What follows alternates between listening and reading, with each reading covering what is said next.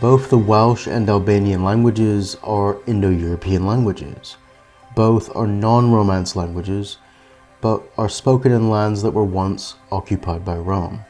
Both have historically been surrounded by much more powerful neighbours and on the fringe of power centres. Both have a west coast. Both have lost political independence for long periods of their history. But aside from this surface similarity, they are very different languages. Welsh is a Celtic language of the Indo-European family, with a remarkably early and continuous written tradition within the British Isles. It developed poetry, law, and religious literature, whilst much of Europe was still forming. Albanian, by contrast, forms a branch of Indo-European entirely of its own. It has no surviving sister languages and a much later written record, yet it has held on to old structural features that point to great antiquity in the Balkans, ancient lineages. There is also a striking coincidence that in the year 1284, the last native British kingdom fell, the last Welsh kingdom, to English invasion, and Welsh as a language lost its political independence. That was the same year that the first mention of the Albanian language comes to us. Now, it's not to say that Albanian was not spoken before this, it certainly was. But as one language was fading out of written history, essentially, the other one emerged onto the stage. I'm Benjamin Angwin, and we're comparing Welsh and Albanian in this video today. Welsh descends from Brythonic, the language spoken across much of Britain during the Roman period and before. Following the Anglo-Saxon invasions from the 5th century onwards, Brythonic fractured into Welsh, Cornish, and Breton, under heavy Latin influence as well. Welsh remained dominant in much of Western Britain well into the medieval period, with communities surviving in England into the early 20th century. In stark contrast to Albanian, the Welsh language grew an early and continuous written tradition, beginning around the 6th century, with poetry sung by poets such as Taliesin and Aneurin, see my video on Aneurin, and prose works like the Mabinogion. This written continuity anchored Welsh as a language of culture and prestige, even after political power was lost. More early written Welsh exists than most of Eastern Europe's cultures combined. Even more amazing is that this Celtic language Welsh survived where hundreds of other languages were displaced by English. But that's another story, maybe even another video. What about Albanian in this context? Albanian's origins are less easy to see. It is believed to descend from an ancient Balkan Indo-European language, often associated with, though not all agree, with Illyrian or Thracian or related groups. My own opinion is that Albanian is a modern form of ancient Illyrian. Unlike Welsh, what language Albanian descends from is not clear, and no attested classical language gives us clear proof, one way or the other. So its early history must be rebuilt as if by patchwork, filling in the gaps where we can, much like the British Railroad today.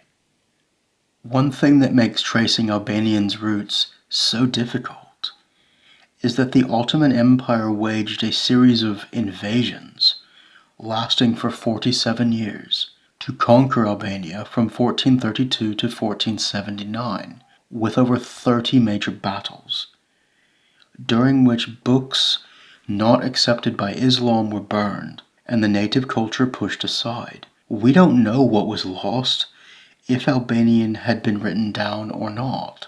In any case, written Albanian came late, with the earliest surviving written Albanian dating from the 15th century, coming from 1462, at the exact height of the Albanian-Ottoman Wars. It comes from a Christian baptism, which does suggest this language was used as a way to fight back culturally against imperialist Islamic invasion. That means the Ottoman authorities might not have been too keen with this language, and may have wanted to burn what existed in Albanian already. We don't know.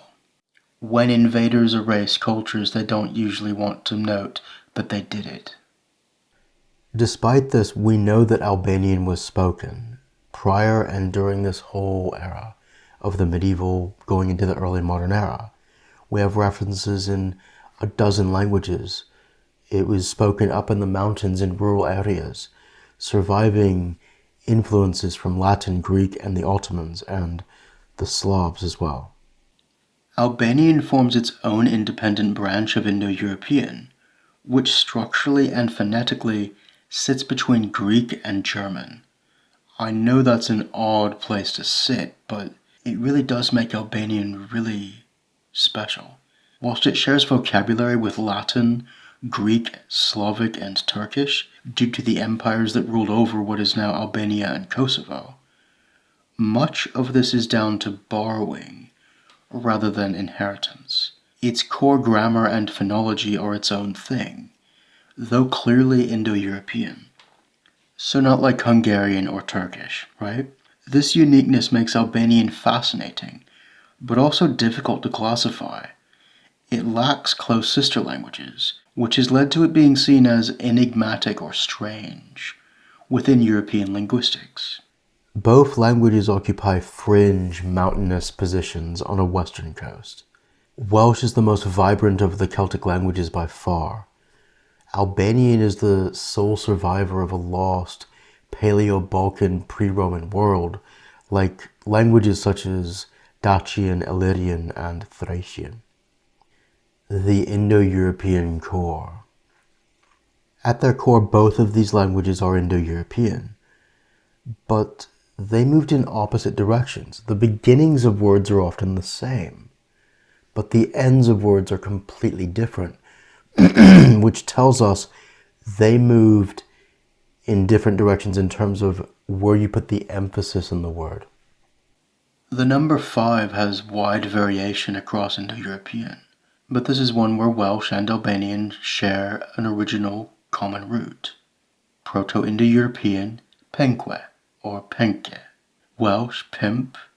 Albanian, pese.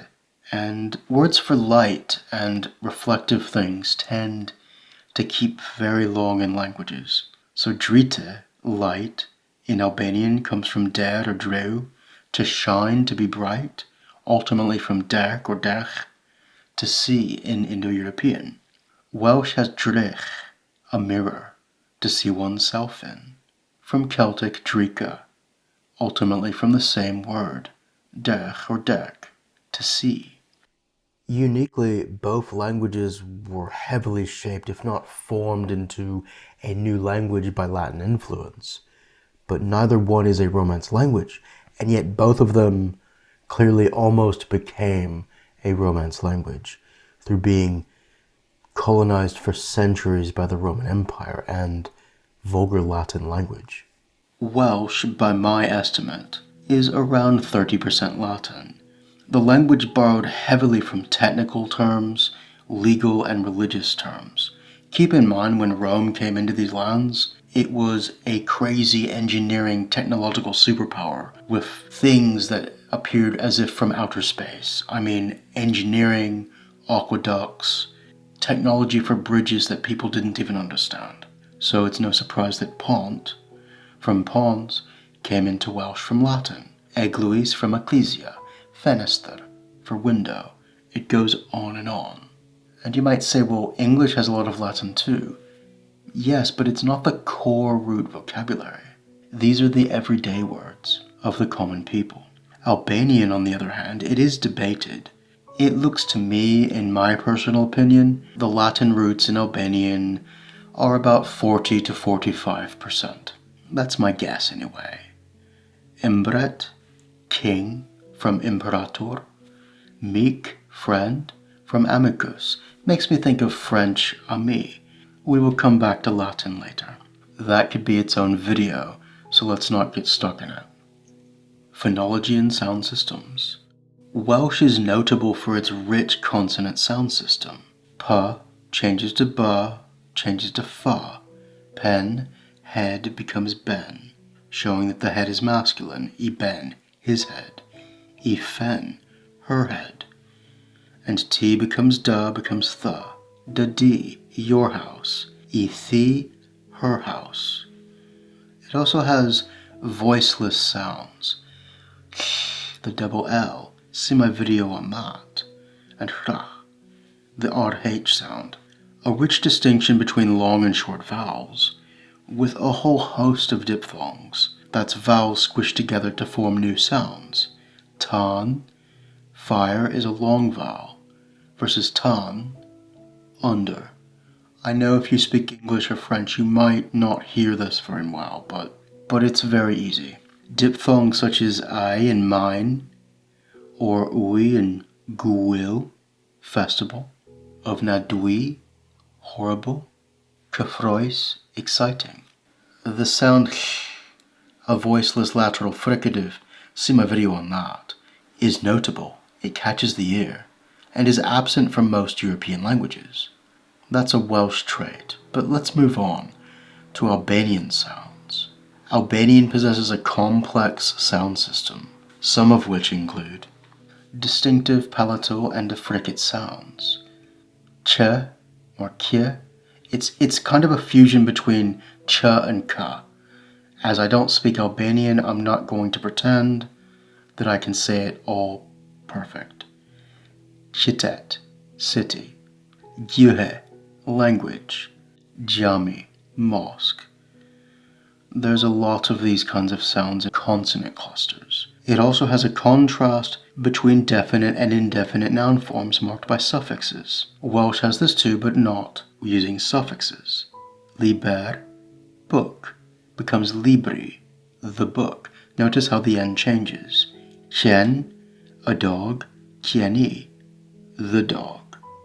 It has relatively stable initial consonants, which the Welsh mutation system does not. Unlike Welsh, the word liber never changes the initial sound. So in Welsh, the word for book, llyfr, becomes lyfr, due to grammar and where the word is in the sentence. Stress in Albanian is far less predictable than in Welsh, and can depend on word formation, patterns, and dialect.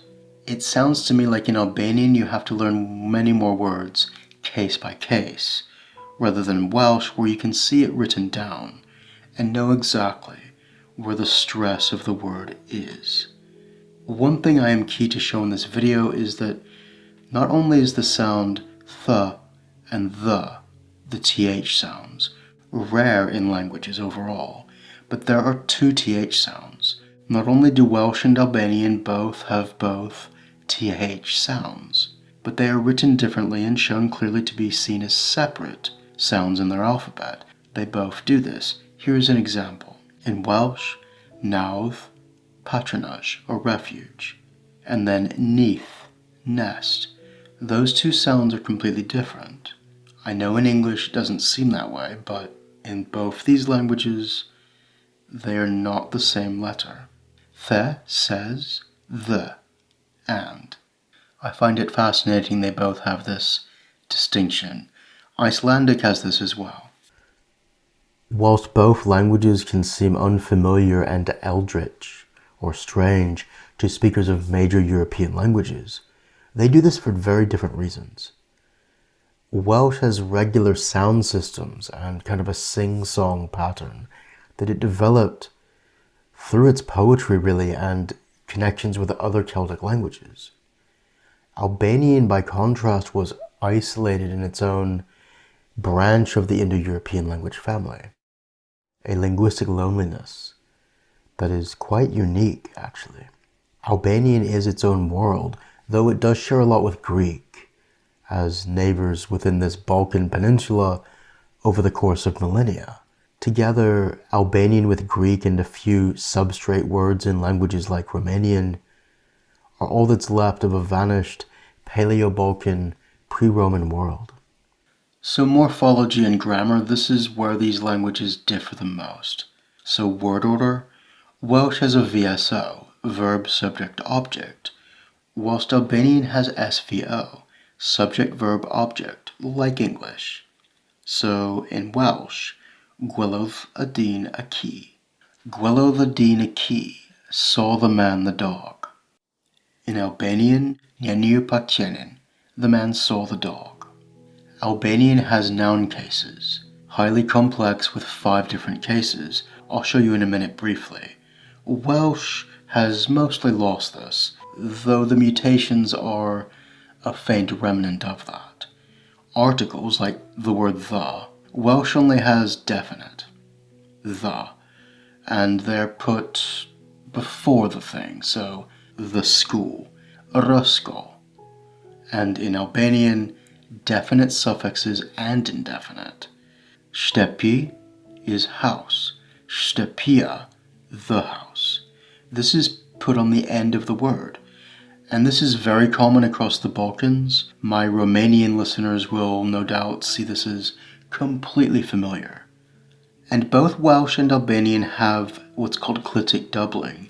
This is rarer in Welsh. In Albanian, it's mandatory in all cases, but in Welsh you do have this a lot, actually. So what is this? Dwi'n I gweld y ddynes. I, her, see the woman. You can say dwi'n gweld y ddynes. It's optional here, you see. But in Albanian, it's mandatory. E shoh borin. Him, literally, I see the man. But that e at the beginning is showing the man as well. In Welsh, suppose you weren't mentioning the man directly, you say I see him, then it's more mandatory. It's more used, rather. Dwi'n I weld e. I see him. E shoh ate. I see him in Albanian. The ate is an emphatic pronoun, but the e part, that's clitic. You could technically drop it, but you don't do that. It's making it clear what you're talking about. So I mentioned the article. Both languages treat the definite article as a functional marker, but their placement is radically different. Welsh uses proclitic, so before the noun. A T, the house. As I said, Albanian puts it as a suffix. Once you know that exists, Albanian begins to look more familiar. Let's move on into grammar. Welsh is moderately inflected and shows a few big and unusual features for Indo-European. Welsh is not a conservative language. It has evolved radically over time. Verb, subject, object. This is very rare in Indo-European. Passive constructions of verbs, and initial consonant mutation, marking grammatical relationships. This structure in Welsh prioritizes action and process at the start of the sentence. I like that. You just jump to the verb. Gwelodd y dyn y ci. Saw the man, the dog. Albanian marks its nouns for definiteness. It retains the case system, though reduced, and this means that it compresses a lot of information densely into its verbs. Since Welsh does not have a case system, I won't go into this too much. Since Albanian does have it, I need to at least touch on it briefly. However, if you're learning Welsh, you don't have to worry about this nonsense. However, it does make Albanian more flexible. So what is this case system? Here are those 5 cases. The nominative, njeriu, the man, njeriu flet, the man speaks. I am under no pretense that I pronounce Albanian perfectly. The accusative case, njeriun, the man. Unë pashe njeriun, I saw the man. The genitive, of the man. I njeriut, zëri e njeriut ishte I forte. The man's voice was loud. I can tell that forte probably comes from Latin. Dative, to for the man. Njeriut. I fola njeriut, I spoke to the man. Ablative, from the man. Nga njeriu. That ng is very similar in sounding to Welsh. I did look that up. Think like the word in English, finger. It's a bit similar. Ularjova nga njeriu. I moved away from the man. As you can see, some endings are used for more than one case, but the meaning is carried by a mix of endings, articles, and particles. I, nga, It's structurally far closer to older Indo-European languages than Welsh. Albanian words are dense, with grammar information packed into word endings, rather than the word position and mutations like in Welsh. And I wanted to briefly say Albanian has a much larger alphabet, 36 letters, to Welsh's 28, or, well, it depends if you include the letter J. I'm more traditional and conservative, so I don't, but many do. However, Welsh has, as I said, more vowels and can combine them together, whilst Albanian uses consonant clusters. Both of them have a high proportion of sounds. Both of these languages have absorbed large numbers of loanwords, but under very different circumstances. Welsh is borrowed extensively from Latin via the Church, and English through political rule and cultural imposition. Later, English became the dominant source of borrowing. Many English loanwords coexist with native Welsh terms, creating internal tension within the Welsh language, such as cerddoriaeth and music for music, or mwynhau and joio for to enjoy. I don't want to get into my opinions on those, but you can kind of interpret what I think of joio from my opinion about the Welsh alphabet. Albanian has borrowed from Latin a lot. Familia for family, from Latin familia. From Greek it has taken kishe, church, from ekklesia. Angel, angel, from Greek angelos. Albanian has two forms of L like Welsh does, but the double L is the fuller is a fuller sound, and the singular L is just L. It's also borrowed heavily from Slavic languages and Turkish, like we saw with mosque, and pazar, market, reflecting successive layers of imperial rule. Both of these languages emerged and existed in a state of diglossia, meaning a state of bilingualism in which there is a high language on top of the usually native low language, and these interchange, and the low language is changed by the high language. For Albanian, these higher languages were Latin, Greek, and Turkish, with a brief inflow of Slavic Serbian. With Welsh, it was Latin, Vulgar Latin, Old French, and now English, with a massive surge of Anglo-Saxon early on. In both cases, languages were a survival tool that kept a people going under pressure from a larger group. In both cases, they borrowed a lot, extensively, without truly altering the core base of the language, creating a hybrid language, kind of like if you're going to be colonized, change enough to survive, but not to be too much that you're wiped out of existence. Both languages did this. Although Welsh has a silly stereotype of southern and northern types being almost their own languages, this is simply not true, and it is far-fetched and simply absurd. Welsh is broadly split into north and south, Gog, north, Huntu, south, which are fully mutually intelligible to anyone who is not lazy or biased. Albanian, by contrast, is split into two major dialect groups, which are groups of their own, which are almost unintelligible in some places, though as you move toward where these dialects meet, they become much more intelligible to each other. Gag in the north, I do find it amusing that it's Gog in Welsh and Gag in Albanian. Just a coincidence. And southern Albanian is Tosk. I don't have time to go into the dialect differences here. Within both of these there are variations within variations. In Albanian, the North and South dialects are further apart in language than North and South Welsh are. Gag and Tosk are further apart than High and Low German. A better comparison would be to Neapolitan and Tuscan in Italy. Gag and Tosk Albanian are far enough to almost be different languages. For instance, to talk about the future, Gag uses the verb to have, kam, plus the infinitive, kam miskru, I will write, whilst Tosk, the standard dialect, uses the word do, plus the present subjunctive, do teshkuruai. That is just one example, and it's an example of all those consonants squished together, which makes Albanian, it's going to take practice to learn how to say it correctly. That's just one example. And in some places they have different pronouns. These dialects differ in sound patterns, their inner forms, their vocabulary, though a standard language based on Tosk was set up in the 20th century. Of course, this was under a psychopath Marxist dictator who wanted to erase dialects to bring about equality.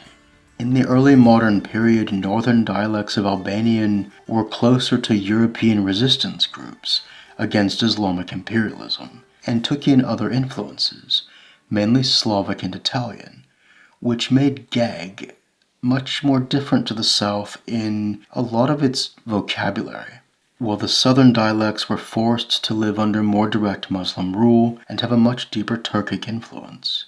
Being ruled from afar in Turkish-held Constantinople through Islam meant that the Albanian language slid up into the mountains, probably like it did under Rome, a bit, and became a language of peasants. However, communists are officially atheist, not Muslim, and so when Marxist dictators took over in 1944, the regime sought to purify the Albanian language of anything harking back to class distinctions.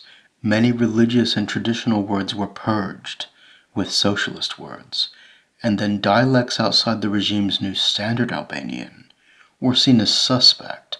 Thankfully, the Welsh language never suffered a Marxist dictator, missed that bullet, and instead had a series of local fiefdoms carved out by preachers and local personalities who saw any attempt at a higher unified courtly language as a threat. Later, Welsh language activists actually opposed a standard language on the principle of Dini Vishta Squar, a man of his square mile, basically a hyper form of localism, which of course I understand accents and dialects are beautiful, but this naturally damaged the language, causing it to lose prestige as the speech of peasants. The only thing that saved the Welsh language from itself was getting a Bible, which gave the Welsh language at least some mild dose of higher culture to unify it with pompous authority, the pompous authority that every language needs. Albanian and Welsh reflect far different political histories, but they were both peasantized by an empire ruling over them from the 15th to 20th centuries, during the period in which most languages formed national cohesive, learned identities. Welsh standardization emerged slowly, in a patchwork through literature and religion, and later education, whereas Albanian standardization was a state-led modern project, forced down people's throats by a Marxist lunatic. The Welsh language today enjoys legal recognition, institutional support, and a growing presence in education and media. However, it exists in constant competition with English, and its survival depends on policy, schooling, and cultural will, rather than natural demographic presence and dominance. Albanian today, by contrast, is the majority language of Albania and Kosovo, and a key marker of national identity. Whilst minority Albanian communities face pressures elsewhere, like in Italy, the language itself is not endangered in its core heartland. Welsh, however, is a minority language fighting for survival within its own heartland, within an Anglophone state, whilst Albanian is a national language that once survived without a state, and now has a state which anchors its language. Welsh preserves the memory of a civilization that lost political sovereignty early but retained cultural continuity, largely through its love of writing and song. Albanian preserves the continuity of a people who lacked a state for centuries as well, but retained linguistic cohesion until one was formed. In both cases, language served as a vessel of historical memory, not merely a tool of communication. Welsh and Albanian are very different languages in origin, formation, history, culture, but both of them have survived in a situation in which they have to exist under pressure from larger empires. Welsh is Celtic, with a deep medieval history and prestige in that realm, losing independence early. Albanian wasn't a courtly language, but it held on through folk traditions and kinship, almost tribal relationships, in a way that's not similar to Welsh. They use different strategies to survive. Albanian semi-merged with the Islamic world for a time, though it's coming out of it now. Welsh rebelled against Christianity by forming a new Christianity, in a way. It's interesting that they both used faith at one point in their history. In both cases, language was a survival tool of a people under pressure from larger empires. In both cases, languages became the vessel of a people. In the case of Welsh, from a radical, liberal economic English empire. In the case of Albanian, facing an expansive slave-trading Islamic empire in Ottoman Turkey. And in both cases, the language held them as a people until the waters of the empire began to recede. That's where we'll leave it for tonight. Diolch yn fawr iawn am wylio. Thank you very much for watching.